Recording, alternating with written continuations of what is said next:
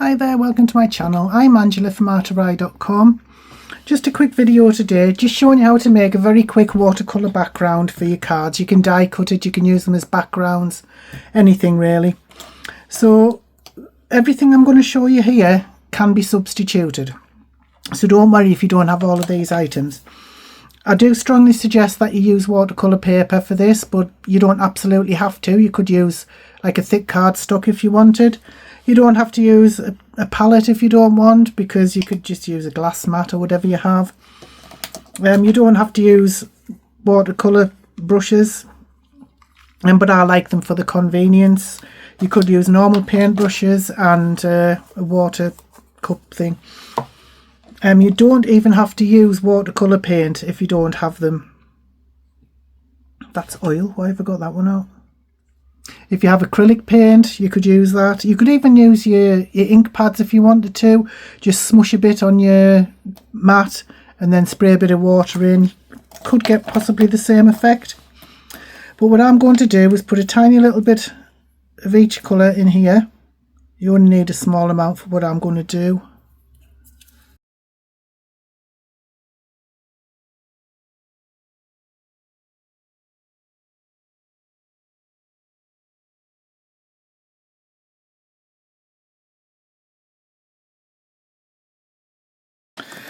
Right, so the first thing we're going to do, you don't have to do this. First thing we're going to do is wet the paper. So wetting the paper will make the colours spread and mix and blend more. If you don't want to do that, you can just add the colour, which I'll show you how to do later. But like I say, this is just one way to get a watercolour background. There are many different ways to do watercolour backgrounds. So I'm going to start by wetting the paper. Should have had a bigger brush really, but never mind. I'm going to put quite a bit of water on here because I do want the colours to spread about quite a bit. One thing I have noticed with watercolour paper, especially if you get it wet, I haven't any painter's tape, so I've been using my normal Scotch masking tape around the edges to keep the paper down, but sometimes it tears the paper when I pull it off, so we'll see how that goes. The reason I've taped it down is because when you wet the paper it sort of all curls up and buckles up, so I didn't want that to happen.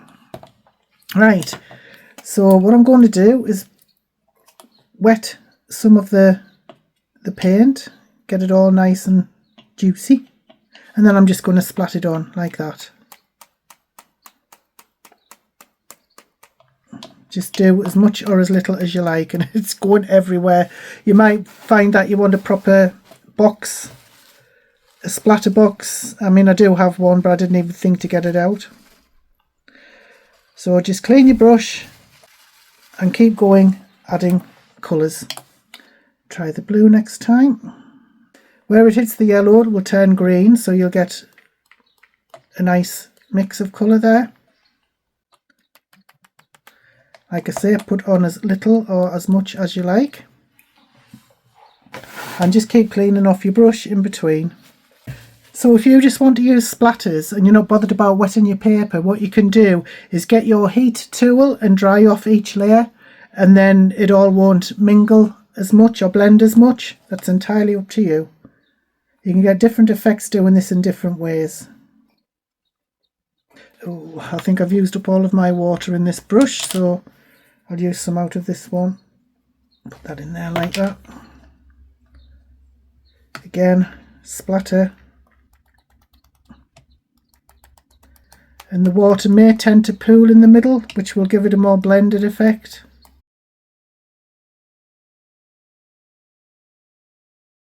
Looking very nice.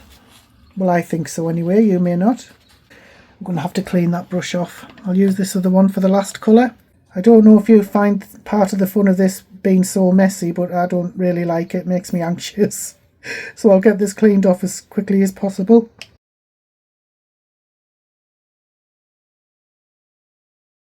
If you wanted to, you could even spray more water on to get it even more blended. All the colours can then run into each other, and that gives a nice effect as well. So that's basically it. You can just wet your card and just keep adding splatters of all different colours. And don't be concerned about this muddy brown that everyone complains about when you're mixing your colours. I like brown. I don't mind it going brown. But like I said, if you wanted to, you could get some water and you could spray it around the edges just to let it blend a little bit more. And then you could either let it dry on its own, or you could use a heat tool to dry it off. Bear in mind, if you use a heat tool, the colour's going to spread, but if you don't mind that, just go for it. But like I say, you might not want to spray the water on afterwards. I quite like the effect of it the way it was before, without so much of a blend, but you can certainly do something with this as well.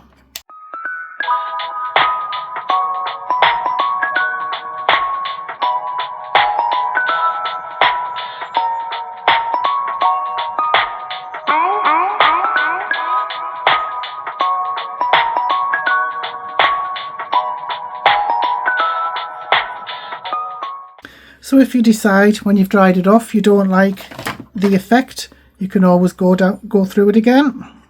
I'm going to add some more yellow, get a bit more bright colour in there. It's a bit too watery now to make that much difference, but there's no right and wrong, there's no fail, there's no bad or good with this. Anything you come up with is going to be able to be used in a project.